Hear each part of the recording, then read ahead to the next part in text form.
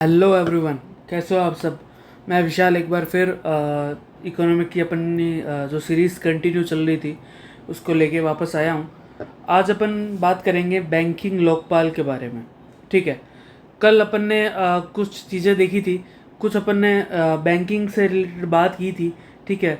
जो repo rate है, repo rate, reverse repo rate, ठीक है, बैंक रेट या बेस रेट, ये सब क्या क्या है कल के सेशन में हमने बात की है। अगर आपने वो नहीं देखा अभी तक तो मेक श्योर पहले आप वो देखिए और फिर इसमें आगे आइए, क्योंकि ये सारी चीज़ें एक दूसरे से कनेक्टेड है, आपको ऐसे समझ में नहीं आएगी। ठीक है। तो मैं आपसे रिक्वेस्ट करूँगा, प्लीज़ वो जाइए और वो देख के आइए। आज का अपन ये टॉपिक कंटिन्यू करते हैं। बैंकिंग लोकपाल क्या है। बैंकिंग लोकपाल जैसे अपन ये मान सकते हैं कि जो बैंकिंग फैसिलिटी मिल रही है, ठीक है, उसमें कुछ कमियां थी। ठीक है। और उसमें पारदर्शिता की कमी थी। उसी के रिगार्डिंग ये चीज़ है। नरसिम्हन समिति की सिफारिश पर बैंकिंग क्षेत्र के शिकायत निवारण प्रणाली को सशक्त करने हेतु बैंकिंग लोकपाल का प्रारंभ किया गया। सबसे पहले यहाँ पे बैंकिंग लोकपाल कहा जाता है वाई, क्यों बैंकिंग लोकपाल क्यों चाहिए। इसका उत्तर अपन को यहाँ पे मिल गया। क्यों? शिकायत निवारण प्रणाली को सशक्त बनाने के लिए। ठीक है। किसके द्वारा? फ्रॉम वो नरसिम्हन समिति के द्वारा। आपके दो क्वेश्चंस के आंसर आ गए यहाँ से, है ना। एग्जाम में अगर ये आए बैंकिंग लोकपाल किस समिति की सिफारिश पे आया, नरसिम्हन समिति। ठीक है। और किस रीज़न से इसको लाया गया, तो शिकायत निवारण प्रणाली को सशक्त बनाने के लिए। इसके अलावा इसकी अपन आगे हिस्ट्री बात करते हैं। 1995 में सर्वप्रथम भारत के 15 मुख्य शहरों में बैंकिंग लोकपाल की स्थापना की गई थी। ठीक है। 1995 में, याद रखना, 1995 में जो 15 मुख्य शहर थे वहाँ पे बैंकिंग लोकपाल की स्थापना की गई थी। वर्तमान में कुल 21 बैंकिंग लोकपाल है। बैंकिंग लोकपाल में आरबीआई के अधिकारियों की नियुक्ति की जाती है। ठीक है। इनका कार्यकाल 3 वर्ष का होता है। तो वर्तमान में 21, ठीक है, 21 लोकपाल, ये याद रखना पहली बात। सेकंड बात, ये जो आरबीआई के अधिकारी होते हैं वही बनते हैं। कार्यकाल कितना होता है? 3 साल का। तो ये चीज़ें ध्यान में रखिएगा। सर्वप्रथम बैंक मैनेजर को शिकायत करनी होती है। अब ये प्रोसेस देख रहे हैं अपन। ठीक है। अगर कोई अपने साथ कोई बैंकिंग में कुछ हो रहा है, कोई शिकायत अपन निवारण नहीं हो रहा है, उस सिचुएशन में अपन कैसे क्या इस चीज़ से निवारण पाएंगे। ठीक है। उसी के रिलेटेड अपन बात करेंगे यहाँ पे। सर्वप्रथम बैंक मैनेजर को शिकायत करनी होती है। यदि 30 दिन में शिकायत का निवारण ना हो तो बैंकिंग लोकपाल में शिकायत की जा सकती है। अगर बैंक में कोई आपको शिकायत करनी है, सबसे पहले आप मैनेजर को करोगे शिकायत, बैंक के। ठीक है। बैंक मैनेजर 30 दिन के अंदर कोई एक्शन नहीं ले रहा है तो अपन फिर किसके पास चलेंगे? बैंकिंग लोकपाल। ठीक है। अब इसमें शिकायत कौन कौन सी कर सकते हैं, लाइक उसका भी कुछ डिटेल्स है। खाते से संबंधित हो गई, कोई हिडन चार्जेस हो गए, सिक्के लेने से बैंक ने मना कर दिया, या ऋण देने से मना कर दिया, या खाता खोलने से मना कर दिया। देखिए, अब ये चीज़ें हैं, ऋण देने से मना कर दिया। अगर आपकी सिविल एकदम ही ख़राब है, ठीक है, इसके भी कुछ क्राइटेरिया होते हैं। ठीक है। तो ये अपन ये मान सकते हैं 100% नहीं रहता, लेकिन हाँ, अगर आपके सब सही है डॉक्यूमेंट्स और फिर भी कुछ पर्सनल नज़रिए से रख के, ठीक है, कोई पर्सनल एजेंडा चला के अगर वो लोग आपको ये सब नहीं करवा रहे, फैसिलिटी नहीं दे रहे, तो उस सिचुएशन में अपन इजीली शिकायत कर सकते हैं। ठीक है। 1 वर्ष से पुरानी शिकायत दर्ज नहीं की जा सकती।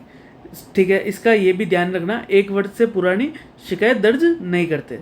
ठीक है। अपन अब आगे चलते हैं। इसमें 20 लाख से अधिक मामलों की शिकायत नहीं की जा सकती। अब ये है कि कोई 20 लाख तक का मामला है, ठीक है, फिर वो कोर्ट में ही जाएगा। ठीक है। उससे ज़्यादा 20 लाख से अधिक के मामलों की शिकायत नहीं की जा सकती।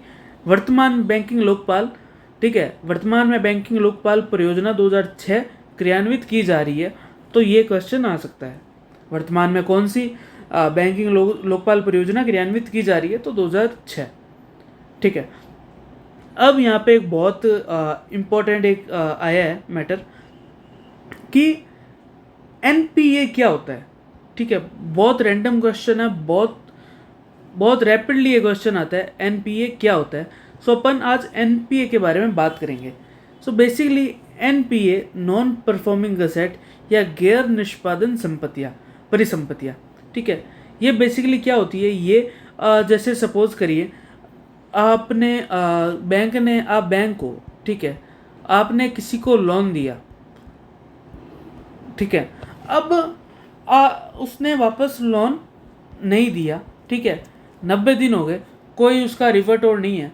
तो ऐसी स्थिति में अपन को क्या लगता है कि ये जो अपना जिसको अपन ने लोन दिया था ये नॉन परफॉर्मिंग है, इसकी तरफ से कोई जवाब नहीं आ रहा और ये पैसे अपने डूब गए या उस अकॉर्डिंग है। ठीक है, तो उसी चीज़ को अपन ये मान के चलते हैं, उसको एनपीए का भी दर्जा दिया गया है। ठीक है, अब अपन आगे बढ़ते हैं प्रॉपर एनपीए का।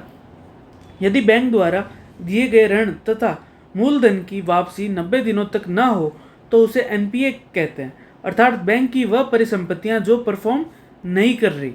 वही बात आ गई, वही क्लाइंट जो परफॉर्म नहीं कर रहा, पैसे वापस नहीं दे रहा, विजय माल्या है, वो एनपीए घोषित हो रखा है क्योंकि वो कुछ परफॉर्म नहीं कर रहा, वो पैसे नहीं दे रहा वापस। ठीक है, अब ये जो एनपीए है, ठीक है, आरबीआई ने एनपीए को कुछ भागों में बांटा हुआ है। सो सबसे पहले एक आता है, अब अपन डिटेल और ध्यान से बात करेंगे, सब स्टैंडर्ड एनपीए। दूसरा आता है डाउटफुल एनपीए। तीसरा आता है लॉस एनपीए। आई होप आप इनके नाम से ही समझ गए होंगे कौन सा क्या करता है। सब स्टैंडर्ड मतलब क्या होता है, एनपीए घोषित होने से 16 माह तक उसे सब स्टैंडर्ड एनपीए कहा जाता है। आज 1 तारीख है, मैंने लोन लिया, ठीक है, 90 दिन तक कोई रिस्पॉन्स नहीं आया, मुझे एनपीए घोषित कर दिया। ठीक है, यहाँ देखिए, अगर 90 दिन तक नहीं आता तो एनपीए घोषित कर देते हैं। 90 दिन तक मेरा कोई रिस्पॉन्स नहीं है, मैं एनपीए घोषित हो गया। अब आज सपोज आज 1/1/2024 है, ठीक है, आज मैं एनपीए घोषित हुआ। अब 12 महीने तक, मतलब 1/1/2025 तक, ठीक है, मैं सब स्टैंडर्ड एपीए कहलाऊंगा कि शायद बैंक को ये रहेगा कि शायद ये बंदा वापस आए और हमारे पैसे दे जाए। ठीक है, उम्मीद बैंक वाले उम्मीद में रहेंगे, लेकिन वो इंसान वापस नहीं आता। आता है क्या? नहीं आता, सबको पता है। इसके बाद डाउटफुल एनपीए क्या होता है, 12 महीने हो गए, तारीख आ गई, कितनी आ गई तारीख, 1/1/2025। अब 2025 तक भी वापस नहीं आया। अब बैंक वाले क्या कहेंगे कि यार ये तो वापस आया ही नहीं। अब बैंक वाले उसको क्या कर देंगे, डाउटफुल एनपीए, कि ये बंदा आएगा, शायद ही आएगा, भाई मुश्किल है आना। ठीक है, तो ये हो गया डाउटफुल एनपीए। इसके बाद आता है लॉस एनपीए। ठीक है, अब ये क्या होता है, जब वो वापस बंदा आता ही नहीं है, बैंक वाले सिर्फ इंतज़ार करते ही रह जाते हैं, वो पिया वापस आया ना। ठीक है, तो ऐसी सिचुएशन में क्या रहता है, बैंक उसको लॉस एनपीए मान लेती है कि भाई ये पैसे प्रॉपर डूब गए। सो ये इसका ये रहता है, काफ़ी इजी टर्म्स है, याद रखिएगा। अब अपन आगे चलते हैं, ट्विन बैलेंस शीट डेफिसिट, दोहरे तुलन पत्र की समस्या। यदि कोई संस्था घाटे की स्थिति में है और ऋण नहीं चुका पा रही है तो इस संस्था की बैलेंस शीट के साथ बैंक की बैलेंस शीट पर भी नकारात्मक प्रभाव पड़ता है। अगर आप किसी एक्स कंपनी को दे रहे हो लोन, ठीक है, आपने उसको उसके गुडविल के चलते दिया, लेकिन आपका उसकी बैलेंस शीट और आपकी बैलेंस शीट दोनों में ही एक मिसमैच हो रहा है, तो ये बैंक की, ये मान सकते हैं अपन, बैंक का रेपुटेशन या उसकी गुडविल पे सवाल आ जाता है। ठीक है, क्यों? क्योंकि वो बैंक का ऋण वापस चुका नहीं पा रहा है और बैंक पर नकारात्मक प्रभाव पड़ने लग गया है।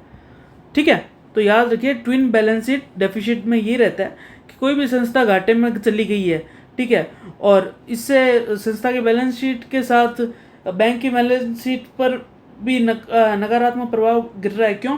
क्योंकि वो पैसे रिफंड नहीं कर पा रहा, अपने पैसे वापस नहीं कर पा रहा। इसके अलावा एनपीए को कम करने के लिए किए गए सरकारी प्रयास। अब देखते हैं कि नॉन परफॉर्मिंग एसेट को कम करने के लिए गवर्नमेंट ने क्या कदम उठाए। गवर्नमेंट ने कहा बैंक गई गवर्नमेंट के पास कि लोग हमारे पैसे खा खा के भाग रहे हैं, एनपीए हो रहे हैं, ठीक है, हम ऐसे देखते थोड़ी रहेंगे, कुछ करो सरकार। तो अब गवर्नमेंट को तो काम करना पड़ेगा। तो गवर्नमेंट कुछ रूल्स एंड रेगुलेशंस लेके आई, कुछ एक्ट लेके आई और उसके तहत कुछ संस्थाओं का निर्माण किया जिससे इस चीज़ को कम करने के लिए कार्य किया। जैसे कि डेब्ट रिकवरी ट्रिब्यूनल, ऋण वसूली न्यायाधिकरण। अब ये क्या है? ये रिकवरी ऑफ डेब्ट to bank and financial institution act 1993 के तहत बना है। अब ये क्वेश्चन अगर आता है, ठीक है, अब ये एग्जाम में क्वेश्चन आता है डायरेक्ट, सो इसमें सबसे पहले ये आता है ये कैसे बना, तो इसका उत्तर आपको ये मिल गया, रिकवरी ऑफ डेब्ट to bank and financial institution act 1993 के तहत बना। ठीक है, किस लिए बना? अब भी मैं आपको आधे घंटे से एक ही चीज़ बता रहा हूँ, किस लिए बना? एनपीए को कम करने। ठीक है, तो आपको दूसरा भी आंसर मिल गया। ठीक है, अब डीआरटी की स्थापना, डीआरटी मतलब डेब्ट रिकवरी ट्रिब्यूनल की स्थापना बैंक तथा अन्य वित्तीय संस्थानों के एनपीए की वसूली हेतु की गई। ठीक है, सो ये इसका उत्तर ये रहा। फिर डीआरटी मुख्य रूप से एनपीए की वसूली की कोर्ट है। ठीक है, तो ये एक तरीके से अपन ये मान सकते हैं कोर्ट है एनपीए की वसूली करने के लिए। डीआरटी में 20 लाख से अधिक के मामलों की सुनवाई की जाती है। ठीक है, 20 लाख प्लस के मामले ही इसमें सुने जाते हैं। 1994 में भारत में कुल 29 डीआरटी स्थापना की गई, जो वर्तमान में 39 हो गई है।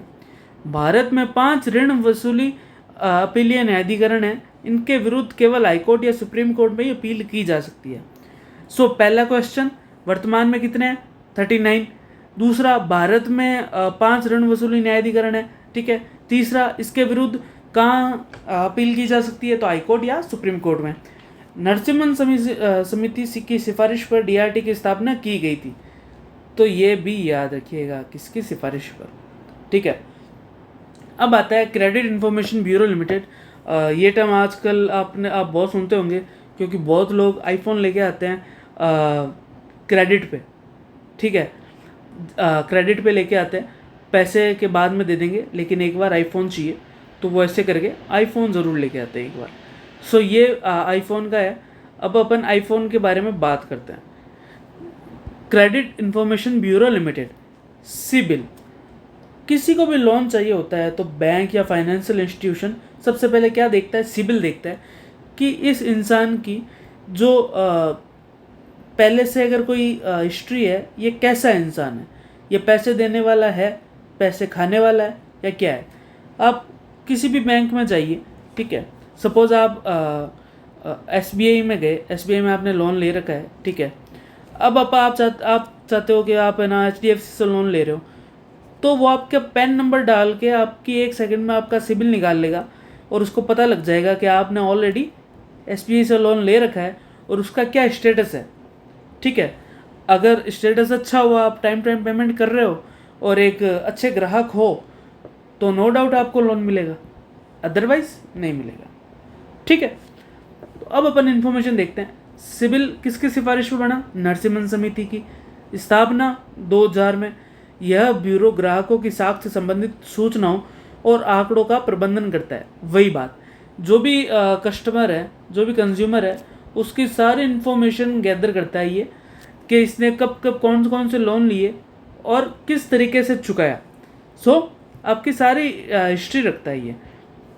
इसके अलावा इसके तहत सभी बैंक अपना डेटाबेस तैयार करते हैं और एक दूसरे से साझा करते हैं। ठीक है, बैंक एक दूसरे से साझा करते हैं। इसके बाद आता है असेट रिकंस्ट्रक्शन कंपनी, सिफारिश नरसिम्हन समिति। ये याद रखिएगा, एक लिस्ट बना लीजिएगा। ठीक है, और जो नरसिम्हन समिति की सिफारिश पे बने उनको आप ऐसे लिस्ट वाइज लिख लीजिएगा। ठीक है, जिससे क्या होगा, आपको याद करने में आसानी रहेगी। अब ये क्या होता है बेसिकली, ARC क्या रहता है? असेट रिकंस्ट्रक्शन कंपनी, ARC, ठीक है। ये निजी कंपनियां होती है जो नीलामी के माध्यम से बैंकों का NPA खरीद लेती है तथा उसकी वसूली करती है। इनका कार्य भी बैंकिंग सेक्टर के NPA का प्रबंधन करना है।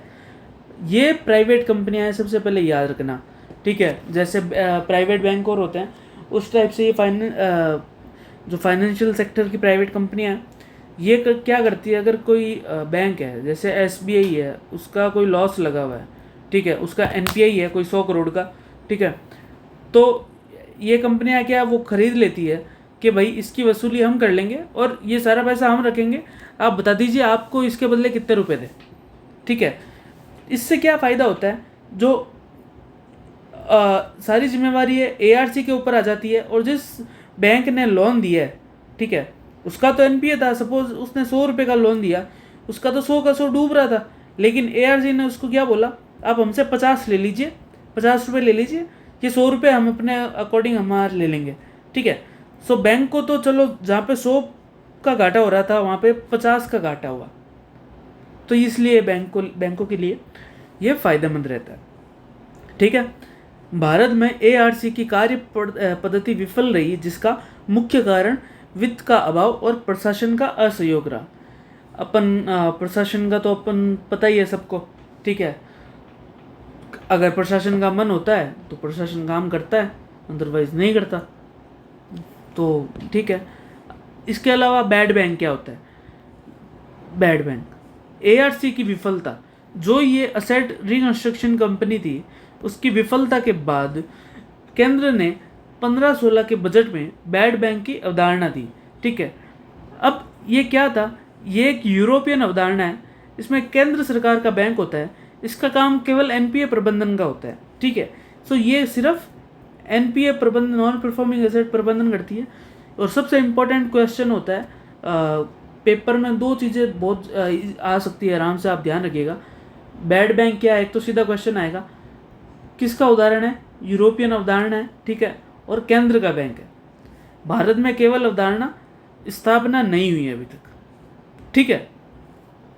मिशन इंद्रधनुष 2015 में आया, बैंकिंग सेक्टर में सुधार हेतु 7 सूत्रीय कार्यक्रम या मिशन कह सकते हैं लेके आया, ठीक है, जिसमें नियुक्ति में पारदर्शिता, बैंक बोर्ड ब्यूरो, NPA में कमी के लिए 70,000 करोड़ का पैकेज एक्सेट्रा लेके आया। सो ये आज का टॉपिक था। अपन ने बैंकिंग लोकपाल पढ़ा है, NPA पढ़ा और काफ़ी डिटेल में पढ़ा है, ठीक है। एग्ज़ाम में इससे बाहर क्वेश्चन जाएगा ही नहीं, ठीक है। सो आप ये देखिए, और कोई भी इशू हो कमेंट करिए, ठीक है। और इसके अलावा लास्ट लेक्चर अगर आपने नहीं देखा है, repo rate, reverse repo rate, काफ़ी जनरल नॉलेज की चीज़ें हैं उसमें, वो भी देखिए। कोई भी डाउट हो कमेंट करिएगा। आज के लिए इतना ही, मैं कल फिर आऊँगा इसकी आगे क्लास लेके, और अपन कंटिन्यू करेंगे इकोनॉमिक को, ठीक है। तो जय हिंद, जय भारत।